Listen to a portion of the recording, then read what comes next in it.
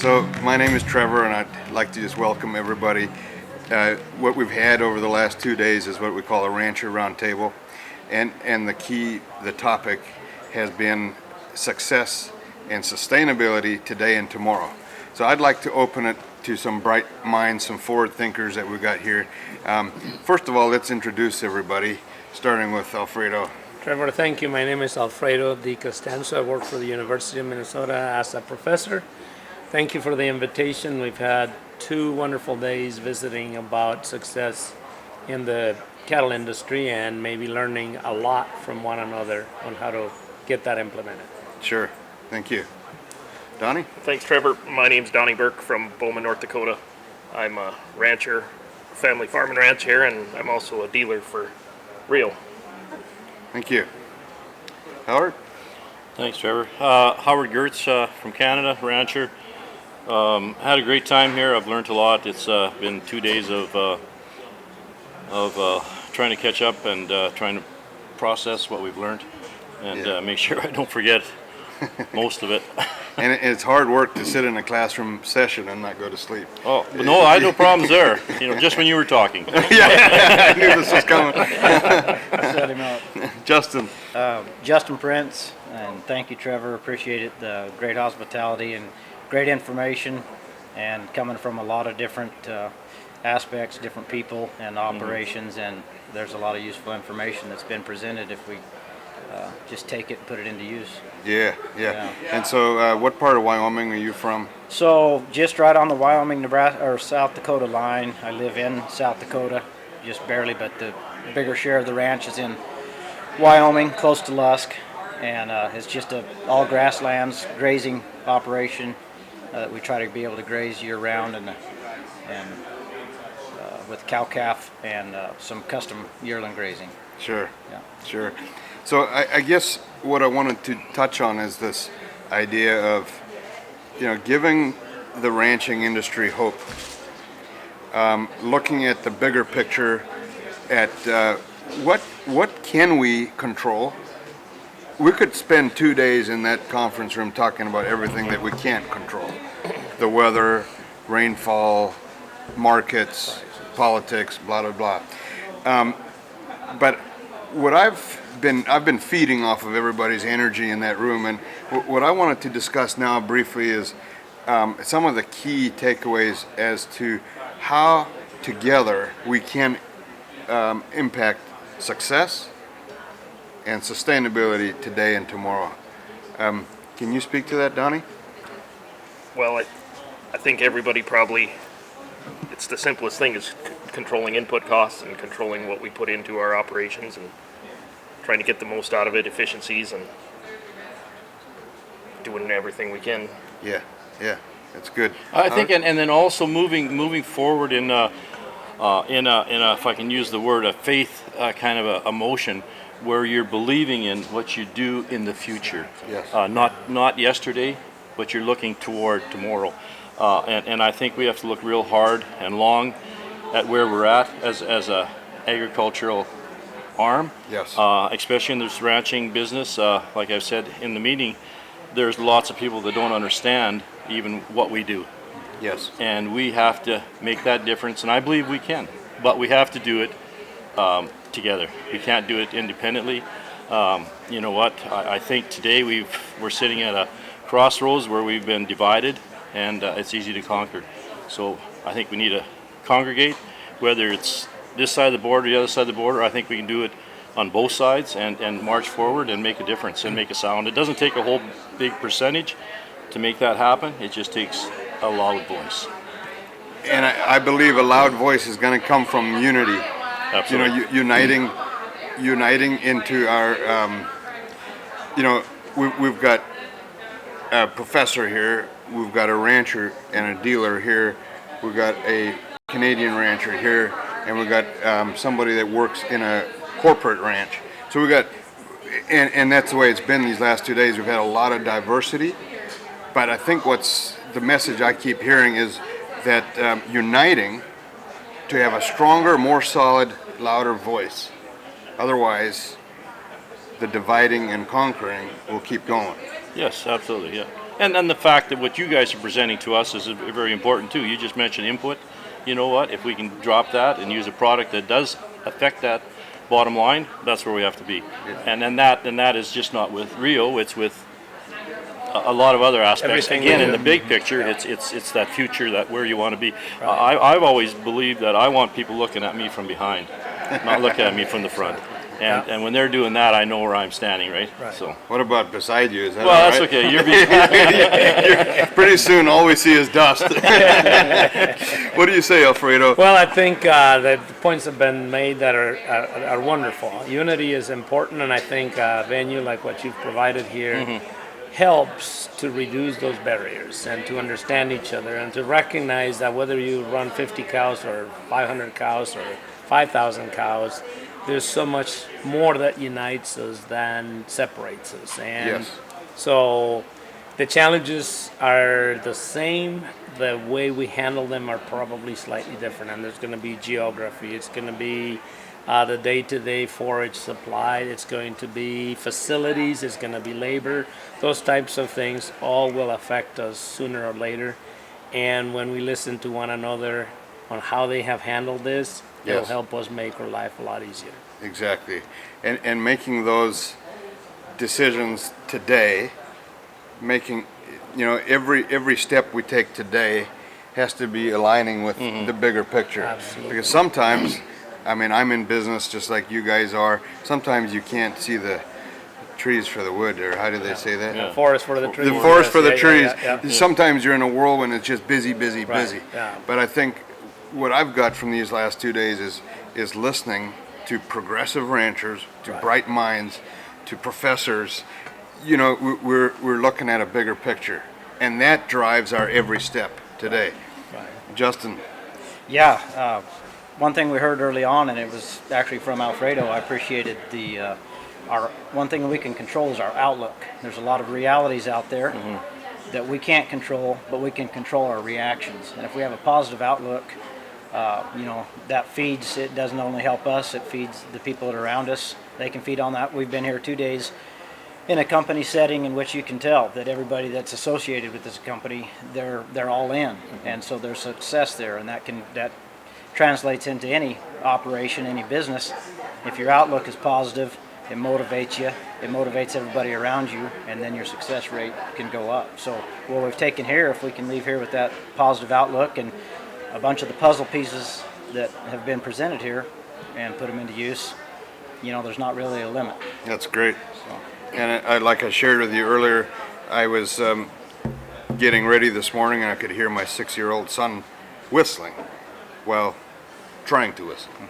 And it sounded like, and I thought, well, it's not a recognizable tune. But you know what? If we can't whistle a tune, at least whistle. Yeah. Start the day whistling. True. And I think we as an industry have to embrace what's come out here as to thinking positively, or we'll end up being just the victims of the dividing and conquering, victims of circumstance. So I'd like to go on. I had a point, and I'm sorry I interrupted with my loud voice from over there. I didn't know my voice carries that much, but I apologize. So I was talking to a good friend who had asked me a question, and that's what got me going. Is he was sitting at the Tri-County sale in Staples, Minnesota, Motley, Minnesota, actually, to be precise. Yeah. And he was worried about cattle prices today because if you haven't followed it, fed cattle prices have dropped dramatically in the futures in the last few days. Never mind how that happened. It And really you were is talking to him unimportant. today? Yeah, and he Yeah. was at the sale, Okay. witnessing what was going on. So he was wondering. He's going to be selling some heavier feeders later this year. So he was wondering if he needed to hedge them. And I listened a little bit to the concerns he had for a little while, and I started to construct my answer because short term, like right now term, it doesn't look so good, right? I think we're down to $1.15 maybe for April. We've been at about $1.23, 24, so we've dropped dramatically on that. If you go into June futures, we're at $1.04 or whatever, which is about 10 cents behind what we were maybe even 3 months ago. So the question was, his question was, do I need to hedge? And I'm like, well, let me think about it for a little bit. I'm like, no, don't worry about it. You're gonna sell feeders. I think this is a temporary situation. I think in the meeting we talked about market signals, about understanding the industry, and recognizing that it appears that certain combinations of news factors have come into the market at the moment that drop fed cattle prices. Yeah. The question is, are feeders following this?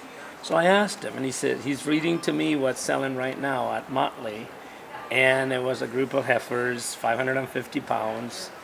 Remember what I'm saying, heifers, they're mixed, black and white, and they're probably not a very large draft of heifers that sold for $1.43. I'm like, what are we worried about? They're fine, So if sometimes we overreact to that type of thing, and then we crash that market even worse, So, and I promised him that I would do this, and I haven't done it obviously because it's going to take a little computer work, but there is a price track that I've been following since October of 19 on feeder cattle prices, steers out of the regional sale barn at South Dakota, which USDA reports. And it's traded pretty much laterally since October of 2019 at about $1.40 for a 700-pound steer. I think we're okay so far. Now, we're going to see what happens. This past Monday was a sale, so that one was not as affected by whatever is going on the fed cattle market. But next Monday, we will know if it dropped or whatever. And if it dropped, that's fine. How much did it come back the following week? So, point being is, there's tools everywhere for us to utilize, and there's also news and misinformation that affects our Yes. industry. Yeah. Thank God beef demand has remained strong. So if I'm eating beef at home, I'm pulling through and I'm gonna need more beef, and the price is gonna come back to where it needs to be. Not where, some activist wants it to be, or some reaction to some news wants it to be. So More of a realistic. and it will take some time. And Yeah. and yes, if you get caught with cattle today at the sale, you're not going to enjoy that too much. But hopefully you're here for the long run. And next year you're going to do better or compensate for whatever went on. And so as you indicated, Donnie, that cost control is very, very important. But so as important is just to watch that market. How hard is it for us to go back to our local markets and find out that perhaps the first week in January at your local sale barn is the best feeder price? So why don't you sell then? Yeah, exactly. Yeah. Yeah. What's wrong with us? The data's out there. Let's use it. What I take from this, or anybody watching this video, is if you have a gloomy outlook, get on the phone to Alfredo, 612. I can't remember the rest of the number. But I think, we have a saying here in the office, we need a checkup from the neck up. And I think that's a good way to start. Not that we're trying to sugarcoat reality, not doing that at all, but and then drill down and look at what can we impact. That came into the meeting. What can I control? And Donnie, you've alluded to input costs. You've done the studies on our product that show forage savings or increase in TDN. There's a lot of different. You've had experience with Riomax on the ranch level. Do you have any feedback that ties into this message at all? I just think it's another product that has proved itself. We have not had a sales pitch since we've been here, and it's I appreciate that. But the product speaks for itself. Yeah, we've seen differences. The guaranteed consumption, we haven't seen that before in other products, and we've put it to use on the cows, and they're always within that consumption rate that is listed with it, and they do well on it. When it's cold, they get what they need out of the consuming. When it gets too hot, they're not over consuming the tub. And I think it's just a management practice you can put into place to get better value out of whether it's if you're feeding hay or whatever you're feeding, or if in our situation with the grass, we're stretching our grass that much further, and the cattle are doing good on it. Right, right. Well, I think we've discussed different things, you know, drought insurance, discussed genomics, we've talked about nutrition, we've talked about a grazing management app. There's been a lot of things, and I put Riomax as one of those, and I say if that puzzle piece drives success and sustainability today and tomorrow, then use it. Yeah. If it don't, then don't. That's how simple it is. Donnie, you've had firsthand experience with the Riomax tubs on your own cows. You speak to that? It's it's been a good thing for us. Like I said in the meeting, we come into this, and I gave them as hard a test as anybody, trying to beat you up on your consumption control guarantee, and You I said you failed. might have been a skeptic, right? maybe. But no, we put it through its paces, and before I started selling them, I used them on our own cattle. That's kind of the way I like to do it. Right. If it's going to fail, I'd like it to fail on my place first. And we've been very happy with it, and wouldn't change it. It's very cost effective, and the results speak for themselves. And I suppose you as a dealer, when you're selling it, essentially you're putting your name on it, Yep. right? It's your reputation. You're putting your brand on it, and that's what that's pretty important to me. Well, I appreciate the trust you as a true stereotype rancher critic. What's the word I'm looking for? Can't say that here.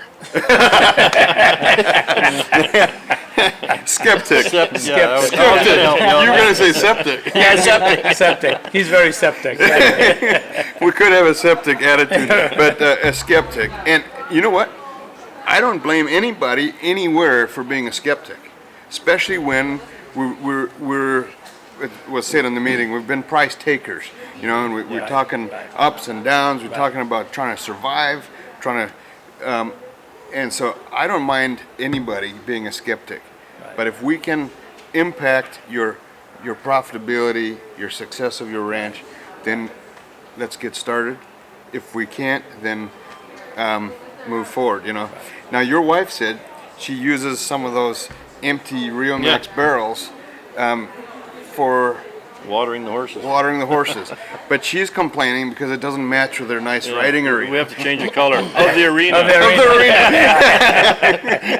arena. So I think I just want to add one thing. You know, like we use this product, and I am impressed that you would actually go to the effort of delivering it. That's pretty huge because we are, you know, considerable Long distance ways up from there, here, yeah. and I believe you're even on time. You look surprised. Okay, so where you're located, just so we know, is I remember flying to Fort St. John. Fort St. John. Yeah, Okay, so you're up in BC. up northern BC. Yeah. Yeah. So we got Wyoming, we got BC, we got North Dakota, and then we got Mr. Positive from University of Minnesota. Can I add one more thing? No, you're going to ask me a question. I'm going to say no. You go first. I was just going to say, you've looked at the science end of Riomax. Yes. We've talked about a lot of results and anecdotal results and year after year results. Now you've done it in the lab. Yep. You've done it. Can you touch on that very briefly? What you Yes. saw? So briefly, what we did was an in vitro study, which means in glass, not in the cow. And that study proved that within the laboratory conditions, we were able to see an increase in digestibility of the forages that were tested of about 3 to 4 points percentages. It was a better increase if the forage that we used to begin with was lower digestibility. On the middle range at about 62% digestibility, we had no effect, and that would encompass perhaps an alfalfa haylage product. I'm not saying you shouldn't use Rio if you have alfalfa haylage. There's some indication it may not work at that point, but that's a rarity because then we went to the higher energy feeds such as corn silage, corn grain, and distillers grains. And in those 3 products, the response was very evident at about 4 points improvement in digestibility. For a product that's harder to improve, such as corn grain, to go from 93% digestion to 97% digestion, that is a big deal. Now, the critic in me, or the skeptic, says, how can we have a 3 to 4 point increase on forage and on grain? Right. Like we're talking 2 different animals. Correct. That's also surprising to me. But it's surprising. But you standing behind that study? Yeah, I think it. I think because what is going on, and you've said it a few times during the meeting, is you're feeding the troops, you're feeding the microbes in the rumen that are aiding in the digestive process.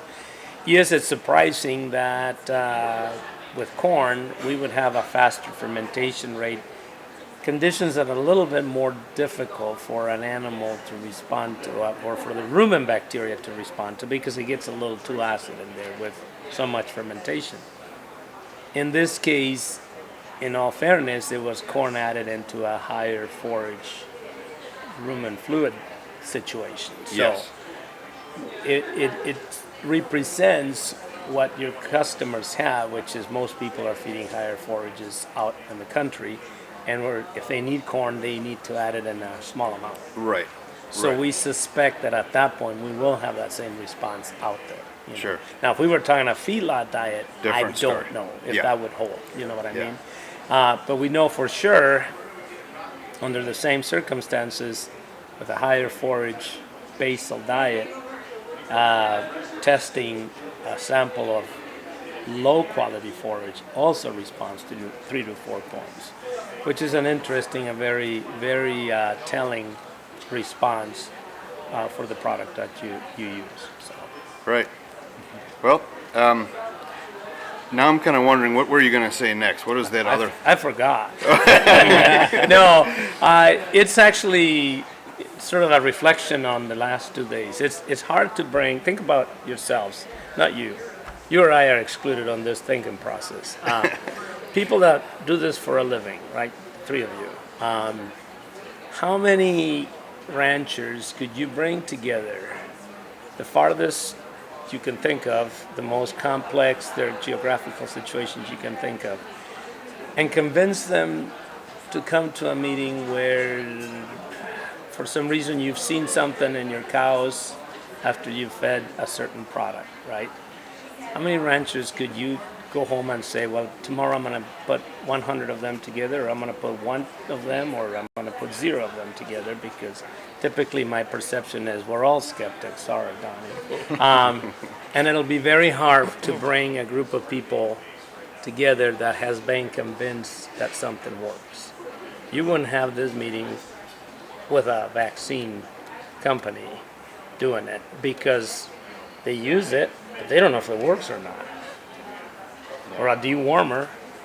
Yeah, I put a dewormer. Are they better? Well, I don't know. We use it because the doctor says we should. Yeah. This one is optional, right? Yes. You can either put a tub or not put a tub. And then there's many tubs. But this company has been able to produce something out there, whether the results of our work can extend to the world or not. I'm not saying it doesn't matter. They must be extending themselves out there. Otherwise, you guys wouldn't be here.